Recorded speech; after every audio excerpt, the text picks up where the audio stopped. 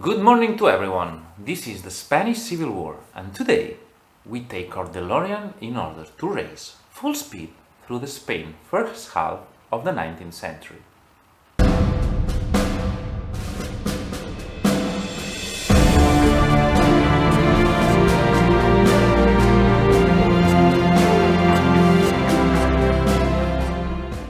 As we promised in our first episode about the Civil War, during this week we will post 4 videos in order to contextualize a bit the situation prior to the war. And we are going to start no less than in the Napoleonic era. Epic History made very interesting series about that, so I will leave you the link of one of their videos here in case you want to learn more about this period of history.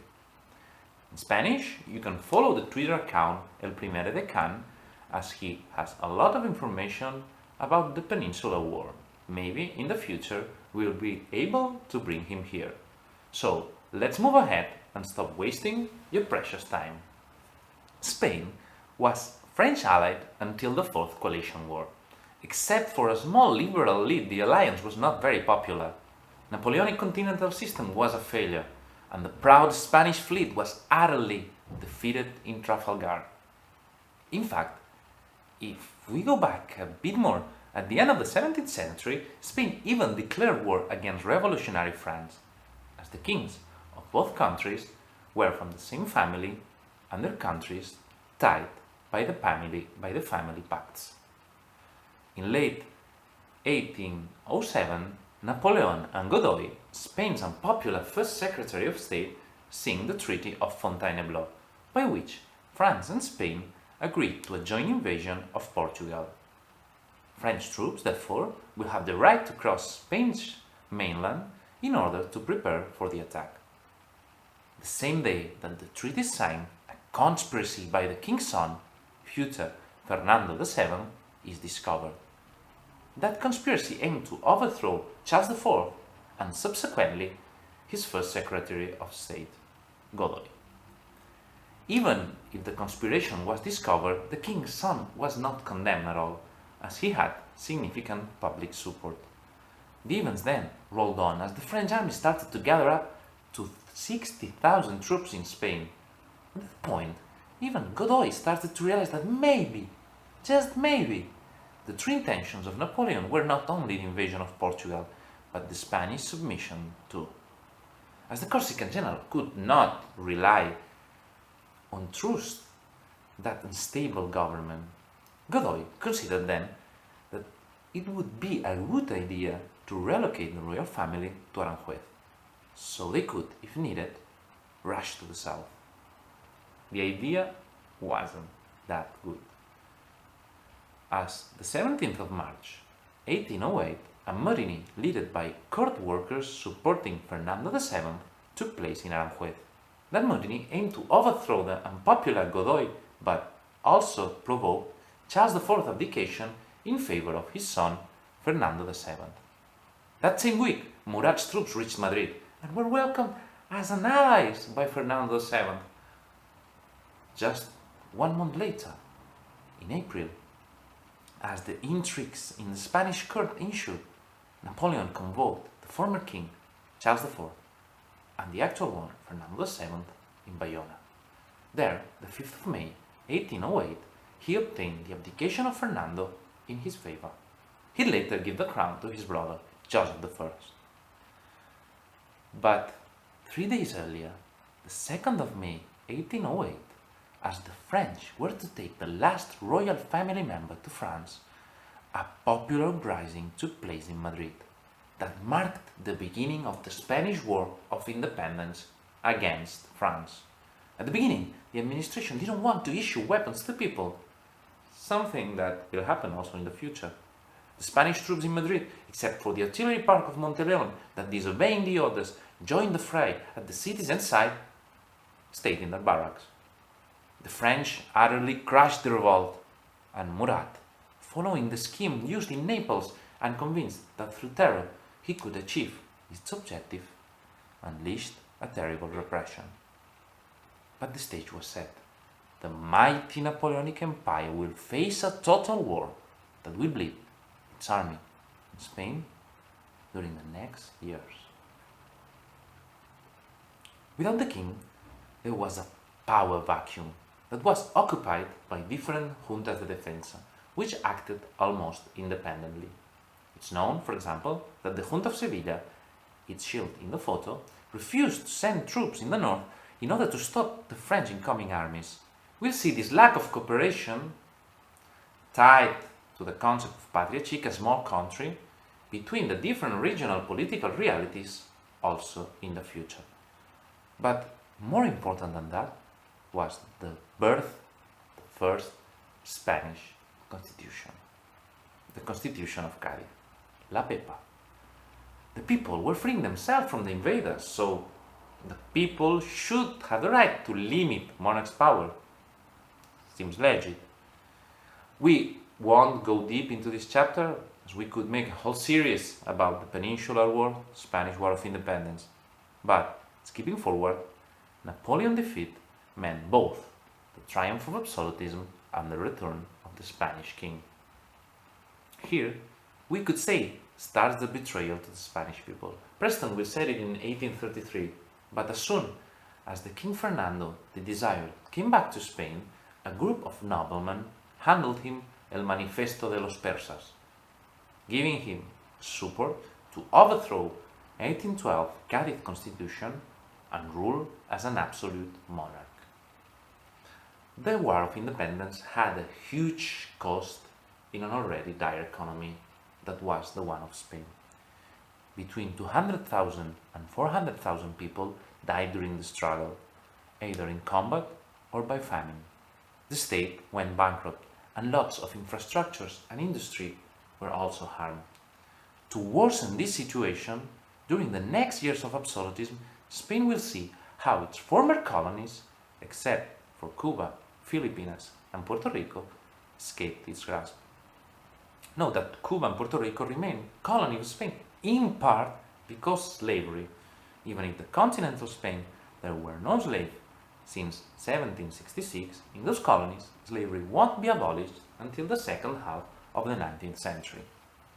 So the juntas created overseas to substitute the absent monarch during the Independence War were not happy to bring back the power to an absolute monarch. From 1811 to 1820, up to 20 expeditions were sent from Spain to Latin America in order to put it back under Spain's control. They utterly failed. Even the fight in Latin America will last until the 30s. As one of these expeditions was preparing to depart, a colonel, Rafael de Riego, made a pronunciamiento. And you will ask, what is a pronunciamiento? It's a sort of coup d'etat in which a military officer reads a proclaim against the government or so and waits for other military garrisons to join him. If enough troops join the pronunciamiento, the government has to resign. If this does not happen, the rebels have to surrender.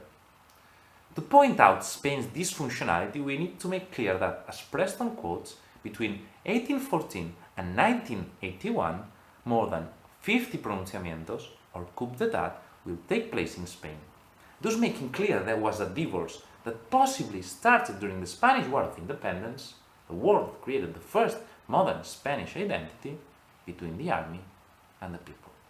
This separation will grow during this century and worsen after the military disasters of 1898 and 1921. So, Riego's pronunciamiento that demanded the restitution of the Cádiz Constitution of 1812 was successful. The king was forced to accept the constitution and 3 years of liberal government succeeded. In 1823, the king asked for the help of France and 100,000 French troops came to Spain in order to restore the monarch.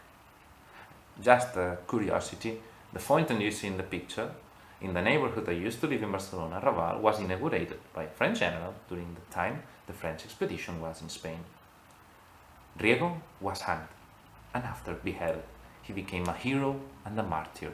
The song his column performed during the pronunciamiento, later known as Riego's anthem, will be the anthem of Spain during the liberal period that ended now, and also the First and the Second Republic. After the fall of the liberals and the absolutist restoration of Fernando VII, 10 years followed, known in Spain as the Década Omniosa, Omnious Decade. Liberals were handed by the king and the Inquisition, and the massive emigration towards England took place. In 1831, the General Torrijos, a liberal, came back from his exile in order to make another pronunciamiento. He was betrayed and killed. In 1833, Fernando died without a male descendant, but he previously modified the Salic law, allowing his daughter Isabel II to become the Queen of Spain. And that, as you may imagine, didn't please to his brother Charles, that proclaimed himself the king, thus leading to the First Carlist War. Carlist as a movement is something very complex, and it changed in shape and ideology during its history. Absolutists by the liberals, for Marx they were the ones that invented a crossed figure between the bandit and the guerrilla warrior. For Engels, they represented, like the Jacobites and the Britons, the remains of old peoples that had to fight the modern state until the regional identities died and they are culturally defeated. Tradition against the liberal state. These regional identities against the centralized state. According to Carr, it also had echoes in the depressed zones of Spain where the agricultural production was limited. A rural movement then, with few predication in the cities. During the previous War of Independence, the role of the clergy was crucial, but it's important to differentiate the town clergy with the city one. In the rural areas, the priests were poor and belonged to the lower classes, had to work like the others in order to survive. In the cities, instead, there were too many of them, with useless positions and too many wealth. The Carlist Wars, with the rural priests fighting at the side of the absolutists, created a gap between them and the people, in particular in the cities. So the urban population imagined the useless clergy they had as a beacon of absolutism. Thus, merged with the ideologies appearing in the second half of the century, produced a sort of hatred towards clergy, aside always with the oligarchy, that spread from the city to the countryside and will result in the massacre of thousands of priests during the Civil War. The Cristinos, the liberal side that supported the mother of Isabel II, won the war. A curious note here, the word Spaniards used for foreigners, guiri, comes from the word guiristinos. Anyway, the liberals won. But the war ended with the hack of Vergara, or the treason of Vergara. A hack between a general, liberal one, and a Carlist general. The Carlists were allowed to keep their ranks and positions in the army, but the conflict was not over. In 1846, another Carlist war will break out, and will last until 1849. And after that, a third one, and we can even consider the Spanish Civil War as the fourth. So the enemy was not defeated at all. Meanwhile, Europe was taking steps towards industrial revolution. Spain was bleeding. During the middle of the First Carlist War, the two parties that will struggle to rule Spain until 1868 are created, the Partido Progresista and Partido Moderado. In 1838, under the Moderados, a constitution was approved. It was more conservative of the one of 1812 and restricted the right to vote to 5% of the census. Between 1840 and 1843, Spain was under the regency of General Baldomero Espartero and his Progresistas. In 1842 and 1843, revolts in the city of Barcelona were put down with a bombardment of the city, but in 1843, there's the general revolt against Espartero that shakes the whole country. He flies to England, and Isabel II is proclaimed queen, being just 13 years old. That revolt in Barcelona was not isolated. The city will be known in the future as the Rose of Fire. In the period between 1814 and the beginning of the 20th century, the turmoil in Catalonia was that huge that the region will remain for 60 years in the state of exception, and a quarter of the Spanish army will be garrisoned there, where just 10% of the population lived. In 1844, a couple of things that will mark the history of Spain happened. The first, a new, unified and centralized tax system was created for all the country. The second, the Civil Guard was born, a military corps. The members and families lived in garrisons isolated from the rest of the people. They could never serve in theirs or their relatives' regions of origin, so they were, in fact, an occupation force protecting the landowners. It is true that they ended with the bandits, but their role as an instrument of oppression is well known. It would be nice to talk in the future, and maybe we'll have the chance, about the evolution of police forces during the 19th century. But for now, for us, what is important is to notice, to point out, the Civil Guard, since its creation, was segregated from the society it had to defend. In 1844, General Narvaez came to power.